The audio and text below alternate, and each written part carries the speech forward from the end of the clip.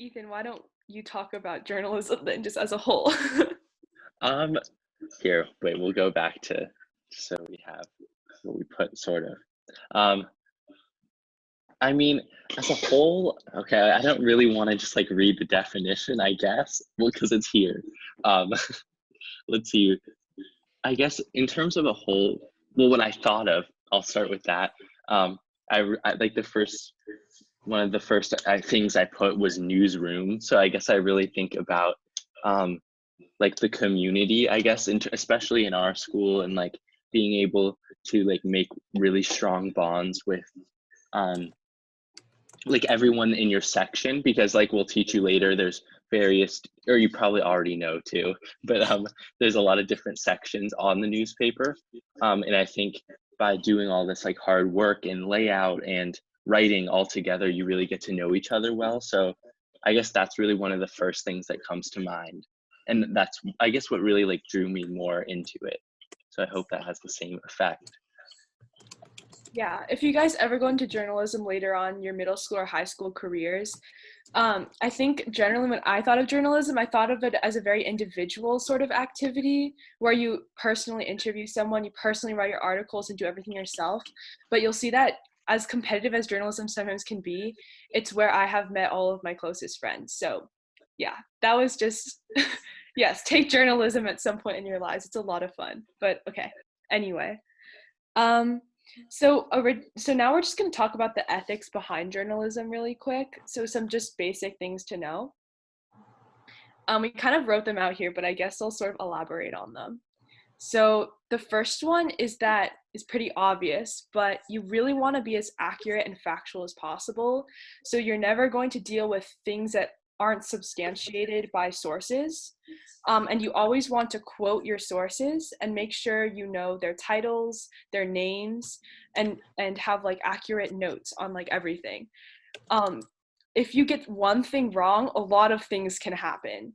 Um, like I think someone in our year or someone in a couple years before misreported something, and like the head of school got kind of angry and stuff. So it's just really, really important to be as factually accurate as possible and to know your sources. All right, Ethan. Yeah. Oh, just to add on one recent example of that, not that I will call anyone out, of course, um, but one person recently, like just in our very large newspaper, I think accidentally like misreported a fact about like museums, um, and that even that small thing, like people caught and had to be changed later. So of course it's okay to have to make a correction later on, and that's like a very like noble, upstanding thing. But yeah, like Hannah said, it's important to be accurate. Okay, and then yeah, for the second thing, I guess we uh like stressing like the balance of your article.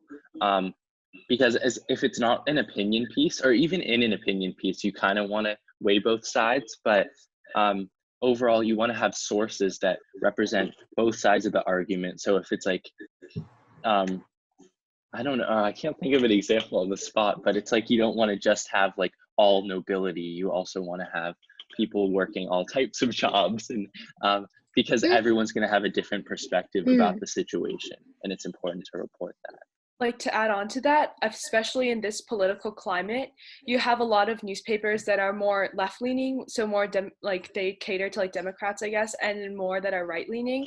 But generally, you want to be as like moderate as possible. You want to cover all sides and try not to stray to either party, um, or at least to like talk about both sides, I guess. So yeah, you want your reader to come to a conclusion from the facts that you provide in your article. You don't want to skew them already and try to like it's not like persuasive per se most of the time.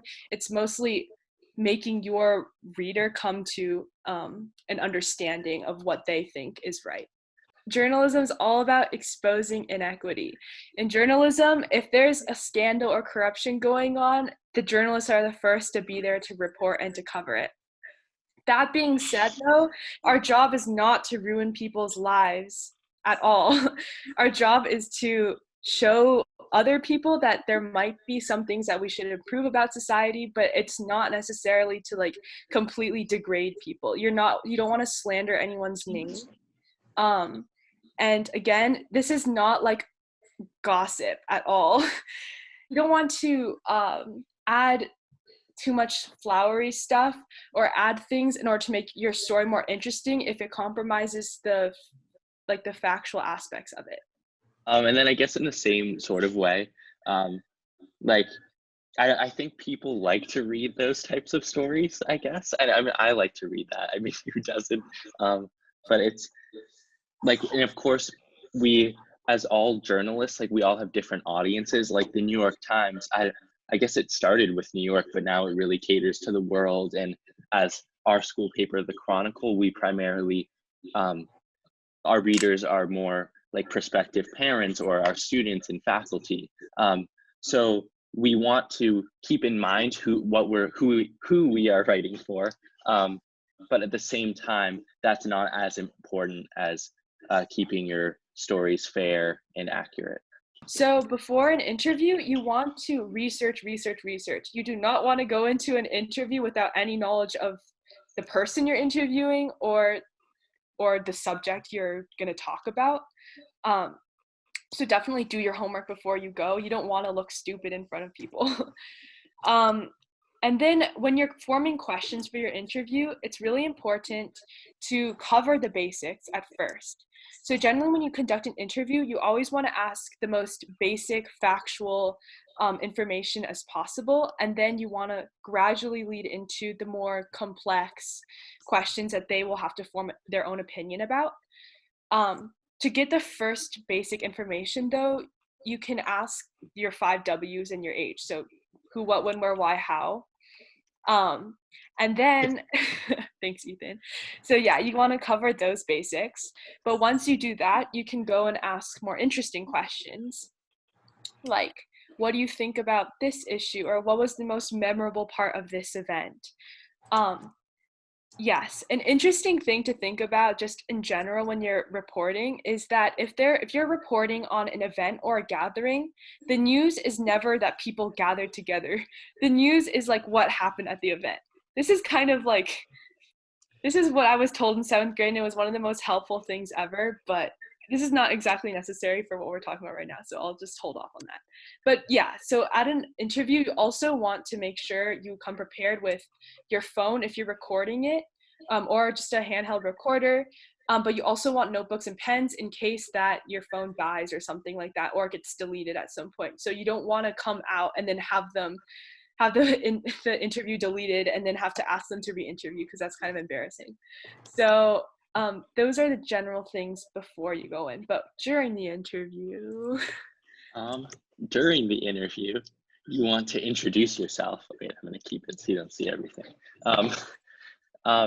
And that's just like common introduction. I think we all know how to do it. And then I guess you want to like establish this connection with them that is not, I mean, it's of course you're not asking like deep soul searching questions, but just ask how the weather is or just like what they did today.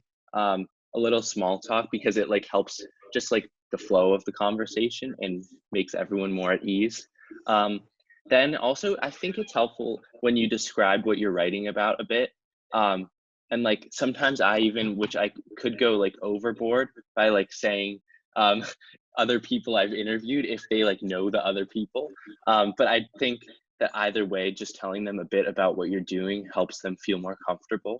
Don't assume that you're going to remember the details. So when you're taking notes, since you're often will be like recording, it's good just to mark the spots where you're going to have your juicy quotes and information. And then also when you're asking your questions, get these like lively quotes and anecdotes. So don't just like stick to your list. Like if you find something interesting, like go for it and just like dig a little deeper. Of course there are boundaries, and maybe if you feel that you're approaching one of those, I think it's always a good strategy to say like, oh, of course it's okay if you're not comfortable answering, or like if you are comfortable answering, but it's always good to push the limit a little bit. And then, yeah, so eye contact, just being a good talker or a conversationist. Um, and yeah, oh, and then keep them on track. So it's like just be a little bit stern, not like stern, but just make sure that you're the one in charge in this because you're leading this interview. So we're gonna give you guys like 4 minutes to write down a bunch of interview questions that you're gonna ask Ethan. So you're gonna be writing a human feature story about our great Mr. Ethan Lachman over here. So just some tips before we let you write some questions.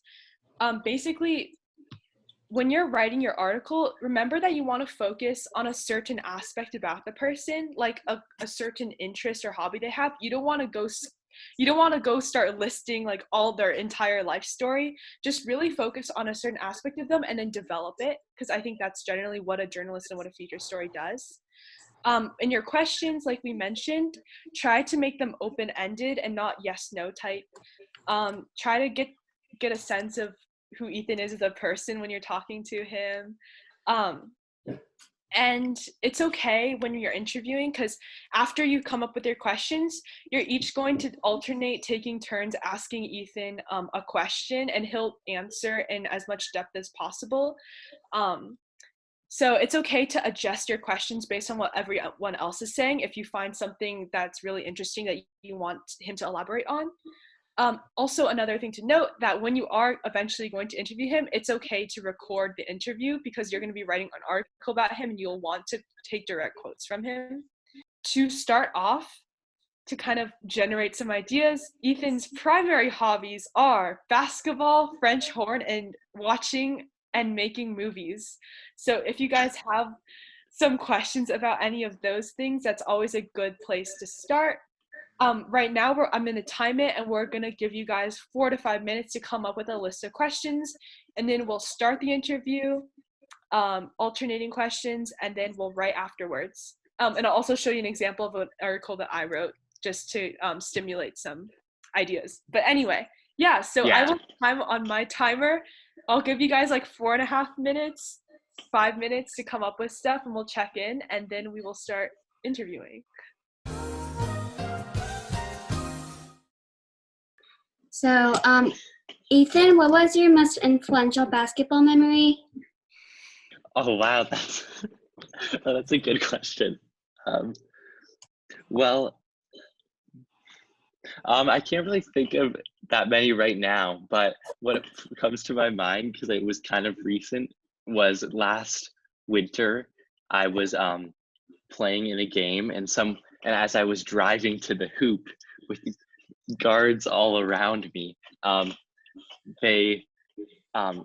someone randomly elbowed me in the head, and I got a big cut right here, and I was bleeding and like on the floor. My ears were ringing, and then I sort of just like stayed the rest of the game on the bench, but then we realized it was probably bad and I would need stitches because it was really deep and wouldn't stop bleeding.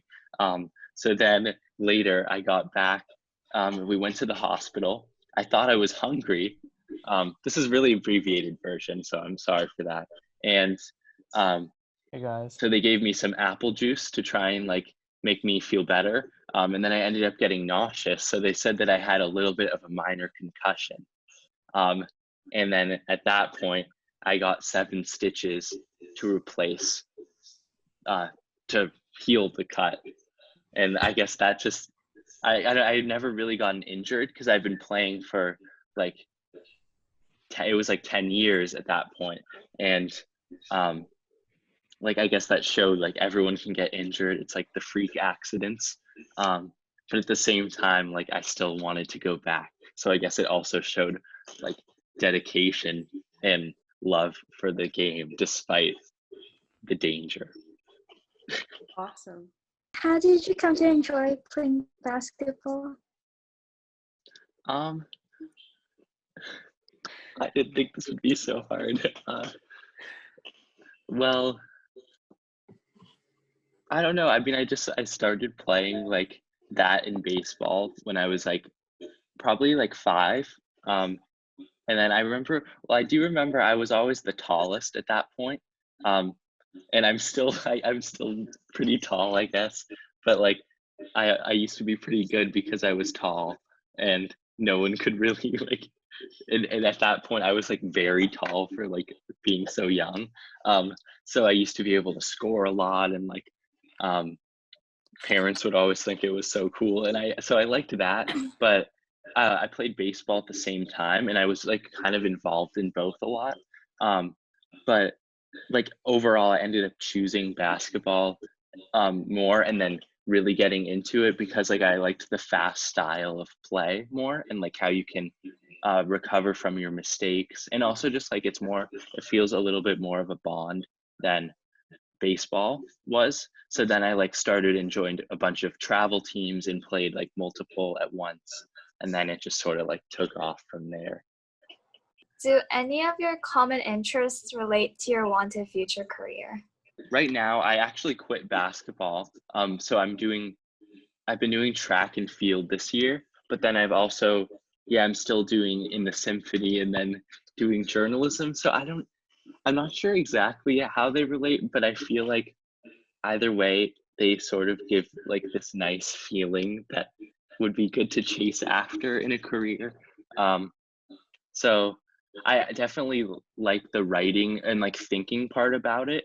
And also in terms of like music and how that can make you feel, and also in terms of like track and like or just any sport and having like the team environment. So I guess being able to like combine that um and like interact with people while also like thinking, and I don't even know, somehow that all seems appealing in some form, but I'm not really sure. When did you start playing the French horn, and why is it something that you really enjoy doing? Have you ever experienced conflicts with it? Oh yeah, I started playing in 7th grade because we had to do an arts requirement at school. So then um, my teacher showed my friend and I like, well, I mean the whole class this like videos of each instrument because we just had to choose which one to play, and the school would provide them. And she showed like the Back to the Future theme song played by all the French horns, and I thought that was really cool. And my friend Paul, who also started doing it, thought it was really cool. Um, and then so I just started playing, and I didn't think I'd continue. But then I did it in 8th, and then in 9th, they like put me in the symphony, which I thought was cool, even though I was the worst. And then, but they need French horns, so and then I just decided to keep playing because like I really liked the orchestra aspect of it, and it was nice. Like we went on a trip to Seattle, which Hannah also went to, and I that like really like I enjoyed that quite a bit. So I kept going in 10th grade. And then in terms of the conflict, I was actually thinking of like quitting this year and like debating it if I should keep going. Because I wasn't sure I enjoyed it like that as much. Because not being able to like choose the songs you play is sometimes annoying, or like it's just like more of a time commitment because it's probably lower on my priorities overall. But then I decided to keep playing. And then over break, I've been doing like theme songs from movies I've been playing. So I've enjoyed that. And I think I like the French horn a bit more now than I did probably a couple weeks ago, I guess. Thank you. You said you played other instruments before, right? Yeah, not Other too much. instruments did you play, and like when? Well, okay, I played the guitar in like 6th grade, and that was just like my parents really wanted me to learn how to play an instrument and thought playing guitar would be really cool. And I liked it because I went to like the North Hollywood Academy of Music, and I don't know if it still is open today. I think it might have closed, but I had this like teacher, and he like really he didn't really teach me like what music theory was or anything. We just like learned some chords and started playing songs. So like I still remember how to play like the Arctic Monkeys song, Do I Want to Know? So that's like my go-to now. And then from that, what else could I really play? Probably nothing. I have a ukulele at my house, and I can only play one song. And I think that well, actually, I can kind of play two. I can play like Seven Nation Army, like a part of it, and then Stairway to Heaven, a part of it. Um, and I don't know. I like playing those. And I tried playing out a trumpet during the summer, but I wasn't very good, so I sort of stopped because it's definitely different than the French horn, even though you buzz your lips in both. So really quick, we're going to show you an example of an article that we kind of would like you guys to imitate a little bit, or at least it'll give you an example of what we're looking for. Okay, so just a little background. This is a piece that I wrote a couple months ago about a pianist at my school. And she's really, really good. She's won a lot of like national and international competitions. But anyway, so this is kind of like the type of human features story that we're going to be thinking about writing about Ethan, except this one took like a lot of hours and a lot of time. But the one with Ethan will give you like a little bit of time, and then it will be a lot shorter because we'll have less quotes as well. The Key to Competition by Hannah Han. Oh, interesting name, actually. The morning before her live audition for the Elite International Music Competition, Mia Shelton, is it like... Oh, that's her graduation year, just so you know. Oh, okay. Ate her usual breakfast, a cup of yogurt, and ran through a series of pre-competition rituals. Sorry, I don't know how to pronounce that word. Okay, so I have a breakdown if these superstitions don't happen. Shelton said, for example, I need to get out of bed on my left foot, and I have to play through the piece an odd number of times before performing. During the week prior to her audition, Shelton slept 5 hours and spent another 2 practicing technique drills each night due to pre-competition anxiety. While Shelton usually plays the piano for a total of 15 hours per week, her practice time can increase to 25 hours a week before a major competition. Shelton entered the Elite International Music Competition with 3 pieces prepared, among them Rachmaninoff. Rachmaninoff, sorry. Rachmaninoff's Prelude in G sharp minor, OP 32, number 12, a work characterized by light, delicate repeated figures in the right hand and large leaps in the left, she said. With the adjudicators watching and the stage lights bright against her back, she placed her fingers on the keys and began to play. Halfway through the performance, however, she paused. I had a memory slip and missed 2 measures of the climax of the melody, Shelton said. Right after, I couldn't even speak to the judges to say thank you. Right as I walked out of the room, I started sobbing. Despite her technical mistake, Shelton placed first in the competition and performed at the winner's recital in the Carnegie Hall. I'm guessing that's the right pronunciation. Competition has been an integral part of Shelton's musical career since she performed in the Southwestern Youth Music Festival at age 7. Wow, okay. So, however, as she got older, she said she has become more aware of the cutthroat nature of competitions.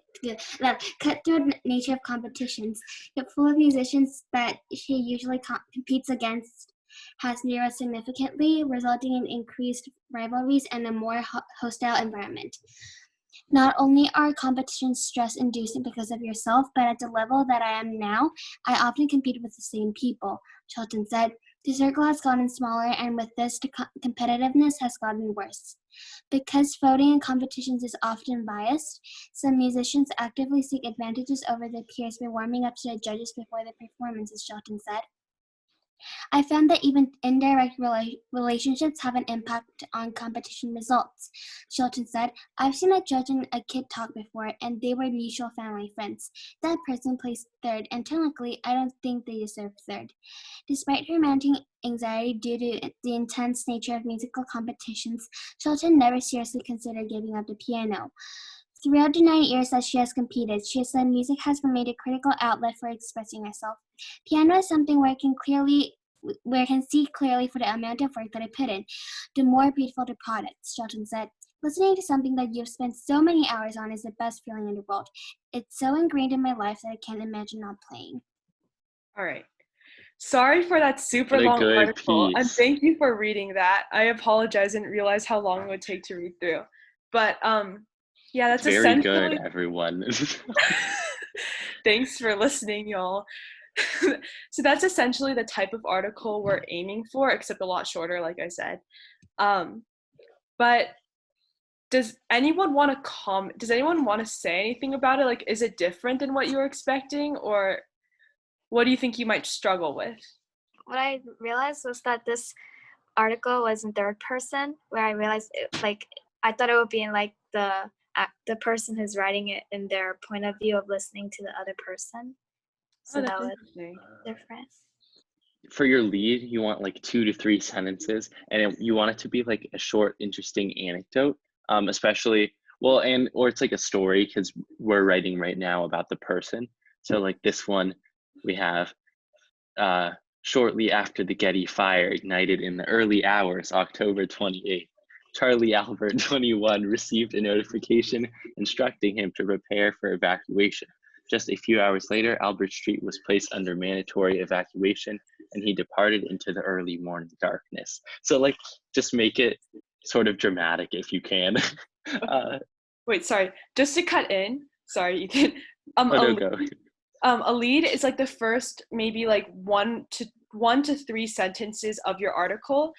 And like Ethan said, it usually with this type of writing, you start with like a short story about the person that's like gripping for the reader. But yeah, just to clarify what a lead is. And it's spelled L-E-D-E, not L-E-A-D, if you were wondering.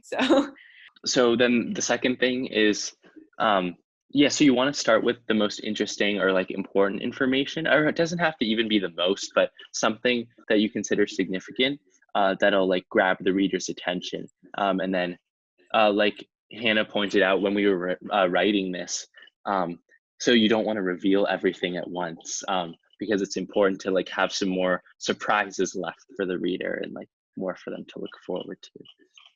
Mm-hmm. Like, imagine your article like a trail of breadcrumbs. You don't want to put the whole pile in front of your reader. You kind of want to lead them on a journey and kind of like take them on a trail. All right, so then I'll just quickly go through some of this stuff, but this is pretty technical, and if you don't get it at first, that's totally fine. But essentially, you want to end your story with a quote by the person that kind of summarizes what you're trying to say, or that's like an interesting thing that will lead to more questions, kind of like a cliffhanger. A couple other things to note that are, again, more technical are that when you first say the person's name, you say their first and last name together, but when you refer to them again by their name, you only use the last name. So you should only be using the first name of the person the first time you mention them. So quoting. Okay, so quoting has to be exactly what the person says. You do not get one word can make all the difference and end your journalism career. Like, quoting is so important to get exactly what the person says. And so when you're then when you're attributing their quote, so saying who is saying the quote, you always do it after the first sentence the person says. So if you have a multi-sentence quote, you always put your attribution, for example, Shelton said, after the first sentence that they say. If you have a multi-sentence quote, so it would go after the first sentence. If you have only one sentence quote, then it would just go after your sentence. And then when you are writing that attribution, you never use words like exclaimed or shouted or replied. You always use the word said. As annoying and boring as that sounds, like, I'm sorry, it's just a journalism thing. And lastly, when you're doing the attribution, you always go last name said. So you always say Shelton said. You never say said Shelton. So basically, when copying down quotes, you want to put the attribution in the first sentence. So like, and structure it last name said, because like your first reference is always the full name, and then from then on it's last name. So the example is, let's say we've already talked about Hannah Hahn 21 or something, or class of 21. You would say, I really love my cinnamon bun pillow, but to be honest, I actually prefer eating them in real life, Hahn said. I used to bake cinnamon buns on the weekend with my parents. So that's just how you would normally want to structure it, because it sounds better than putting the Han said at the very end. And then also, when you're making assertions yourself or paraphrasing things, just like how Hannah in her article that she showed earlier talked about described the piece that Mia was playing and like the leaps of the fingers and all of that. She made sure to include she said. So an example would be Han said she enjoyed sitting with her soft cinnamon bun plush pillow. But you can't just say Han enjoyed it, because that could be editorializing. Yes. So editorializing is when you're inserting your own opinion to your piece. And like we said, you never want to insert your own opinion. Your job as a reporter is to report what other people say, not what you yourself want to say.